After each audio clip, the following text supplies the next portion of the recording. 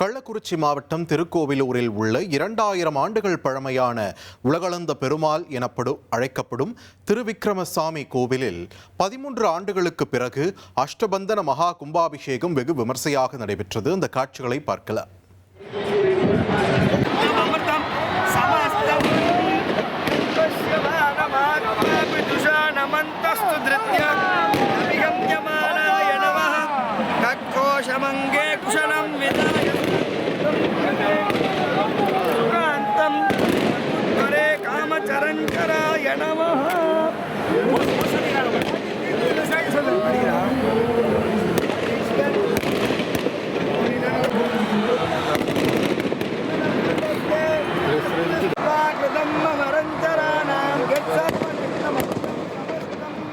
நூற்றி 108 வைணவ திவ்ய தேசங்களில் ஒன்றான இத்திருக்கோவிலில் கடந்த 10 நாட்களாக நடைபெற்ற யாகசாலை பூஜைகளை தொடர்ந்து காலை 9 மணி முதல் 10 மணி வரை கும்பாபிஷேகம் நடைபெற்றது.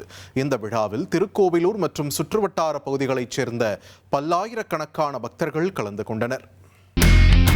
இனி செல்லும் இடமெல்லாம் செய்தி. தந்தி டிவியின் வாட்ஸ்அப் சேனலை ஃபாலோ பண்ணினா செல்ல இருக்கும் இடமெல்லாம் செய்தி.